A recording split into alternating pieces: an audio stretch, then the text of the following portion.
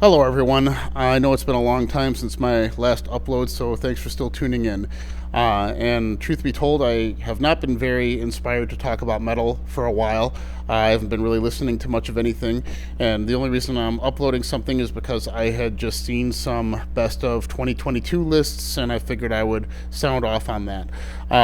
So before I get into that, I kind of wanted to have a quick aside about a nightmare I had maybe about 20 or so years ago, where prior to the dream, I had seen a video of a guy who had inhaled some kind of mold, and it would have been fatal to him if they didn't perform a procedure where they essentially hollowed out his whole sinus area. So his whole head from mouth up was completely caved in. And then they rebuilt it with a even more horrifying fake face on top of that. But that image of the face being completely caved in like that manifested itself into my subconsciousness, and I didn't really think much of it. It was just another crazy story at the time, but I had a dream after that where I was caught in an embrace with someone, and it's dream logic. You wake up in an environment, you don't know how you got there, but you don't question it. But I felt the familiarity of a person embracing me. And as we parted, as the person's face got into my field of vision, I was able to see that they were the same as this person from this video, and their whole face was caved in above the mouth. And to me, that was a really horrifying thing to witness, because I had my familiarity with the scenario subverted. I thought it was something that was welcoming, and then I saw that, and the person would not let me go. So I was pinned to this face that was vaguely human but not. And to me, I'm seeing a lot of what I'm seeing in a lot of these metal lists, the best of, is vibes being pushed over actual substance. And I think that what's most horrifying about what I had seen in this image is I look toward human connection when I'm trying to understand art, and when I'm trying to understand people, I try to go deeper than that. And to me, to see someone where what you're supposed to look toward when you're understanding someone, to have it be bored out, is really horrifying to me. But to me, what I'm hearing with a lot of these bands is it's essentially a lot of faceless artists that are capturing the vibes of other bands, putting it out, and somehow getting accolades for it. And I know that when a sound gets popular, with what Meshuggah did with Gent, with what Portal did with that Eldritch metal, or whatever the fuck they're calling it now, it's easy to capture that vibe, do it yourself, and it's not inherently a bad idea to have a horrifying concept behind your metal band, but that will get you past a lot of the people that are going to be critical. And I think a lot of these new bands are seeing it. And two of the bands that I'm seeing on these lists everywhere are this newer band called Ava Turn that I've never heard of before. I mined that record for any kind of substance. I couldn't find it. It's the same thing cut from the Portal cloth of hovering over tremolo-picked passages and developing them. Usually it's tritones. It's an ugly musical language that's all trem-picked, and they try to bounce back and forth with unresolved anxiety. And that's part of what that whole genre is. It's anxiety being broadcast to the listener. And that's great that you understand that you can harness an idea musically. That's something that I think a lot of people in metal right now, especially tech metal, do not understand, that you can develop themes. And the Portal core bands are developing the theme of anxiety and dread and all of that. But because they're not showcasing the opposite, because they're not giving you the contrast in any way, the horror is really not there. Like, this would not be terrifying if you didn't know what people with faces looked like. The dream that I had would not be terrifying if I didn't know what the familiarity of the human face represented. But these other bands do not understand that, and they know the recipe for discordance. They know the recipe for dread and anxiety, and they give it to you with the guaranteed idea of success behind the techniques alone, without the actual message behind it. And I think a lot of it does come from, unfortunately, people equate trem picking with black metal. So you'll hear Portal be called black metal, and it's, I get it. It's if you're picking fast, you're establishing that you're able to develop the idea of anxiety. It's effective with that, but if you're just doing this the whole time and you don't let the music breathe in any way, like black metal would provide, it just becomes sonic wallpaper.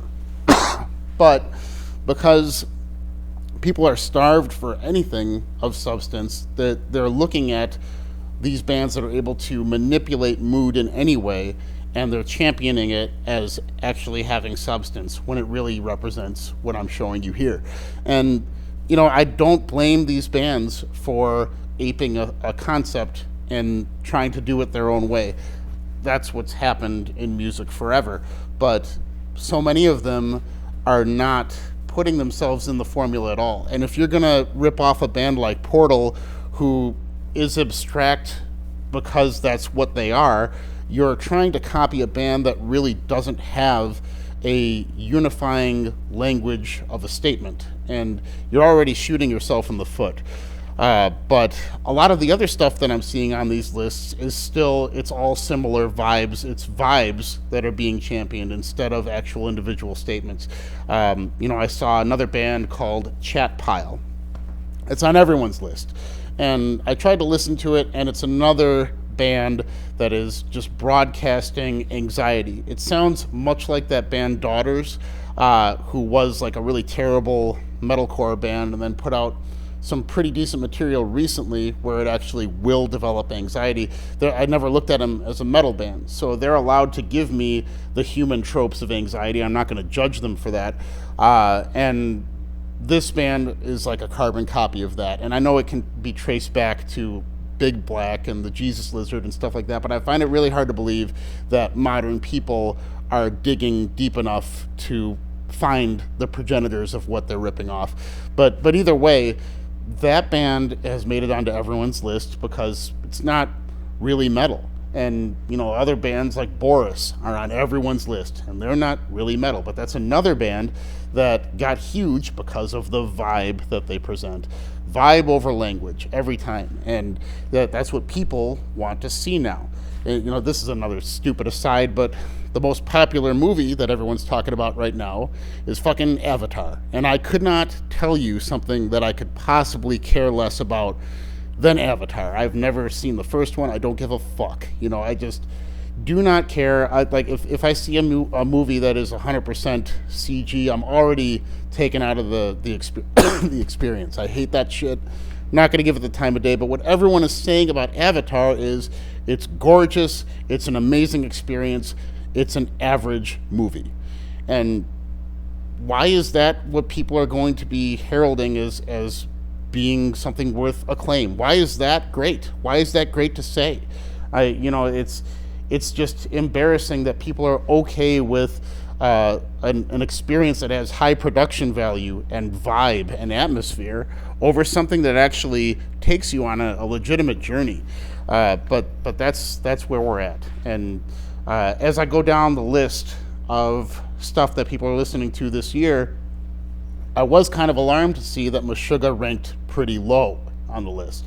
And it's nice to know that Gent might be fading. I predicted that it never would. I still don't think it's going anywhere because it has all the shit that everyone loves about trap, but in a heavy context, so people that don't like metal and like bullshit rap can get into it because of the rhythms alone.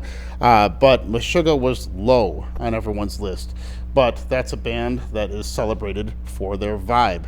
So what I'm trying to say with this video is we need to, if we're fans of what metal is and what it represents, we need to establish a fucking war on vibe. I don't want don't want people to say that I would like Artificial Brain because I like technical death metal, and that's what the new. If people say technical death metal, that's what people are going to reach for now. They called that Ava Turn band technical death metal. I don't hear any of that in what I'm listening to at all when I listen to that shit. But people want the vibe. They want to hear music that was written by people without any kind of humanness to it, but at the same time show them that they can manipulate tropes that they're familiar with. It's a recipe that is nauseating to me as a fan of substantial music. But that's what happens when modern people who have this for a face are providing you with your entertainment. So I don't know. I went through the list, couldn't find anything that I was like, oh, I need to check this out. I saw that Immolation record on everyone's list, and it was fucking like, that record is just as uninspired as it gets. But I don't know. People are hearing different shit. I tried with that one. But yeah, I don't really have anything that I leaned on this year as a listening experience. I like that Anal Stab Wound record, but I haven't listened to it many more times other than the first few.